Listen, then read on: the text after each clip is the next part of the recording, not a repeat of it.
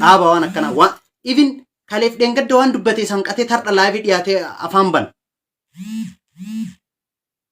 please warri dandeessan warri itti dhiyoo quballee ka wali aan walitti hidhani namni nama kanatti dhiyoo nama kana nurraa qabadha amantaan haa ta'u maaliin haa ta'u namni nama kanatti dhiyoo jiru nama kana qabaa nurraa biyya seerri jiru jirtanii seeratti dhiyeessa waan seeratti dhiyeeffamuudhaaf barbaachisu kamuu yoo jiraate akka nama dhuunfaatii fi akka sabaatitti godhuun nurraa dirqama ta'a. Tun immoo gadhee waan namaan beekneef gadhee waan sabaan beekne waa dubbatteedhaaf oromummaa keenyarraa dubatte jenna jechuu miti. Nuti oromummaa kan dhaalle waaqoo guutuu fa'arraa dhaalle Haja Adam Saaddoo Huseen Bunee fa'arraa dhaalle Elemoo Qilxuurraa dhaalle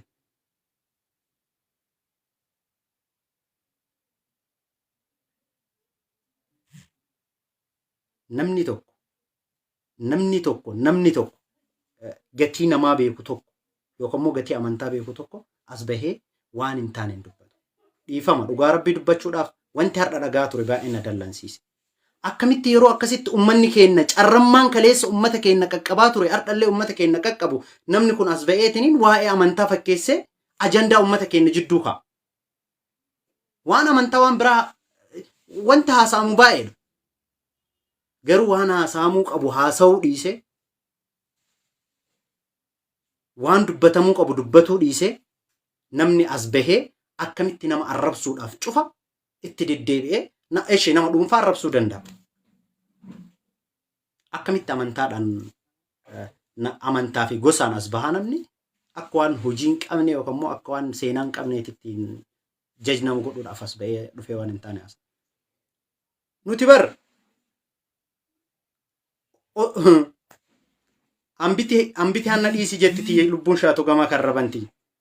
Nuti tokko haa taanee waliin deemnu jenna diinni nu jala naannahee kakaleessa nu balleessaniif kakaleessa nu ajjeesaniif kakaleessa lafee keenya ol tuulan kakaleessa harmaa harka keenya muran kakaleessa qe'ee irraa nu buqqisaniif garaan nu gubata hardhallee itti deebi'anii Kaarrayyuu Walloo fi Wallagga irratti wanti dalagamaa ture silaa ishuu ta'e ajandaa ta'e kan nama yaachisuu qabu isa kana. Gaafa du'aa gaafa waan wa'ii duubatti deebi'een beeku namni. Please ana bifa kanaan akkana wassobaa waliin deemaa na jaalachuurra na jibbaa kumaaf kuma dhugaa walii himna. Garuu namni akkana xixiqqoo tana of keessaa baasuun dhifaa fi dhugaa itti himuun dirqama ta'a. Jawaar kan jaalanne maallaqa nu nyaachisee yookaan immoo maal jedhee miti. Jawaar kan nu jaalachiise hojii isaati. Osoo hojii gaarii hojjette atis hin faarfamta. Namni hojii gaarii hojjetu kumuun faarfama. Namni hojii gadhee hojjetu akkuma si'ii kana mataa keetuu bakka hin buutu. Of bakka hin bu'u namni hojii gadhee hojjetu.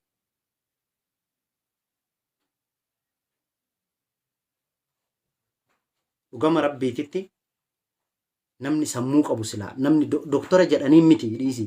Ammoo doktora jibbe an dhugaa rabbii. Doktora meeqatu jira doktorri doktora ta'e akkamitti baandarii ofiin akkamitti daangaa ofiin beeku. Waan arraba isaarraa mi'aawuu fi waan arraba isaarraa mi'oofne adda baaseen beeku.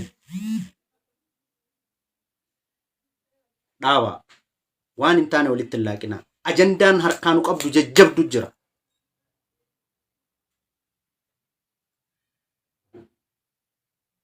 Dhaabaa nurraa. Waa'ee islaamummaa hardhaates baatee waan feete jetteef xiqqeessuu hin dandeettu. Waan rabbi ol fuudhe yoo rabbi ol fuudhe namni gadi deebisu tokko illee hin jiru. Garuu wanti ati godhaartu kun Oromoof Oromoo jidduutti gosaa fi gosa jidduutti amantaaf amantaa jidduutti ishuu ta'ee deema.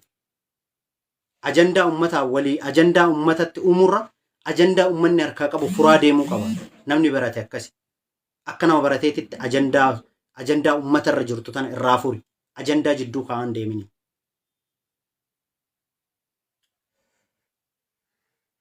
Dhugaa